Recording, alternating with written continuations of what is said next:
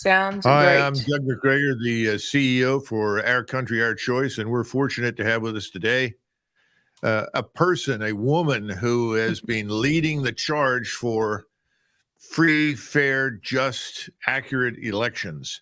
She leads Truth the Vote, and she's taking time out from her busy schedule right now, as you can imagine, to talk to us. Catherine, we're really, really happy to see you.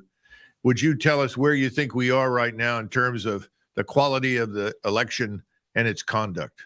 Yes, well, I mean, we've had some very busy days as millions of Americans are eyes wide open going into this election, and what comes from that then is lots of reports of problems and concerns, and they're while they are very real, I think that the thing that we should focus on, the signal through the noise, is that Americans are engaged, and we are seeing record turnout in early voting, and I expect nothing less on election day. So while it has been a bumpy ride, and while there are certainly areas of concern that we're watching very closely, on balance, I think the headline is that America is fully engaged this election, and in the nick of time.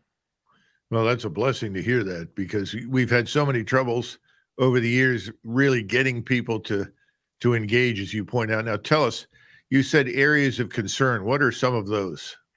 Well, we're seeing, I mean, I think the biggest one of late, there's been two that come to mind immediately, maybe three. The first is in Bucks County, Pennsylvania, where we saw a real concerted effort, particularly from the right, to turn out voters early, not something that they typically lean into. And so it clearly had impact because on Tuesday, sorry, which was the last day of early voting in Pennsylvania, the lines were just stretched as far as you could see, with people waiting to come in to vote.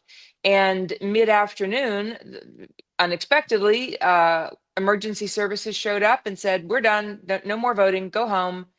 And people that have been paying attention understand that when you are in line to vote and the poll is still open, the rule is you still get to vote because you Right. were in line at the time. And so it was really a problem that many were, not sure what the outcome was going to be. The the next thing that happened is the RNC filed suit. They won, and the outcome of that was that the court extended early voting for 3 additional days in Pennsylvania. And so now Pennsylvanians in Bucks County, and there's one other county that escapes my memory, but 2 counties in Pennsylvania that now are honoring early voting through Friday. That's one example. Another example, certainly the big victory yesterday out of Virginia with a 6-3 decision by the Supreme Court, where the court agreed with the state that they should be able to remove the names of non-citizens from their voter rolls. So that was a surprise victory. And the fact that it now came from the Supreme Court means that it's the law of the land. And God willing, other states are taking similar actions to remove non-citizens. So that's my second. And the third, I think, would be Jocelyn Benson out of Michigan's announcement yesterday that there were problems with the equipment used by disabled voters to cast their votes, and that it's a nationwide problem and they just can't explain it. And their resolution to that was, sorry, it's a problem. You can't make this stuff up. Dominion seems to be, always at the center of any mechanical failure we have, and they didn't disappoint yesterday. So those are the kinds of things we're seeing.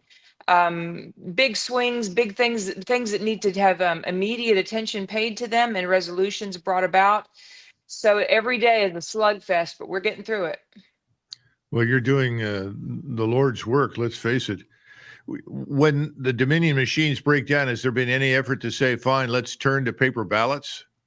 No. Well, in theory, every polling place in most states, I've learned the hard way over the years to always caveat my comments by saying in most states, because every state does things a little differently, but in most, they do have paper backups just in case, but they are certainly, plan D. They are not the immediate choice when equipment Hmm. fails.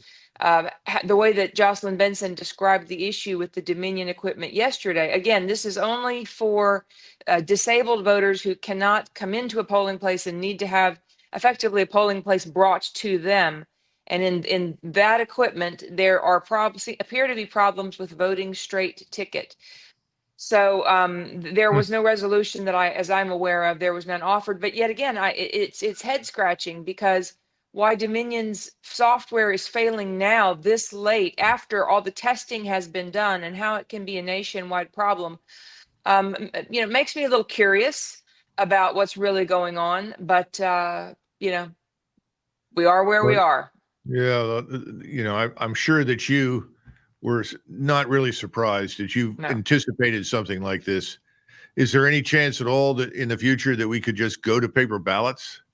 I think so. I mean, look, it's all going to come down to the political will starting in 2025. There's no reason we haven't done it to date. There's no reason our voter rolls aren't clean. There's no reason that we can't do a better, have a better process of distributing and counting our ballots. It just goes on and on and on. There's so many places for improvement. But what's lacking to this point has been the political will to do it. So yeah, you look at other countries that very effectively use paper ballots, count their ballots in one day, and they're done, and everything's a transparent, auditable process. That should be our goal. And come 2025, God willing, we have pro-liberty leadership. We should not waste a day in getting busy towards those ends. Well, we can't do everything at once, but we'll wrap up here, because I know you're really busy and you like to be out on the front lines.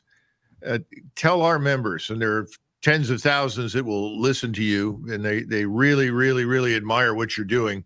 Tell them what you think they should do on election day other than vote. In other words, is there anything you think they should look for, report on, videotape? Because we have this platform, Republic.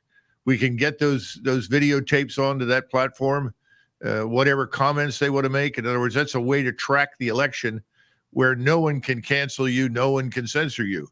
So tell them, what do you want them to do?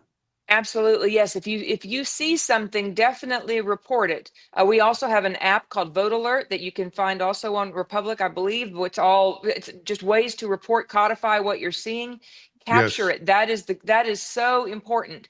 So definitely that. If you've not already voted, don't delay. If you have already voted, make sure that you are reminding your family and friends, and I mean this so sincerely. I know it sounds so simple, but don't leave anything to chance.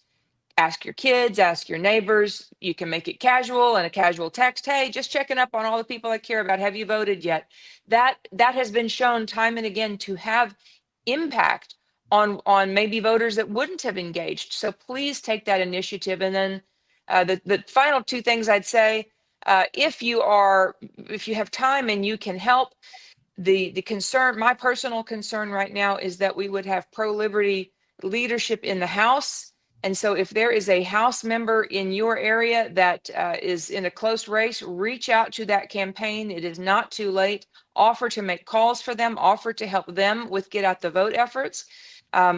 It's incredibly important that, for the purposes of election integrity, that we have a clear playing field with houses of government in cooperation in this coming session. So we shouldn't leave anything to chance. And then the last thing I'd say, Colonel, is just pray. Whenever you have an idle moment in your mind, please throw up a prayer that the Lord would just continue to lay our paths straight, guide us, and give us wisdom in these days ahead, and protect our beloved country. We're facing the battle of the ages in these next few days.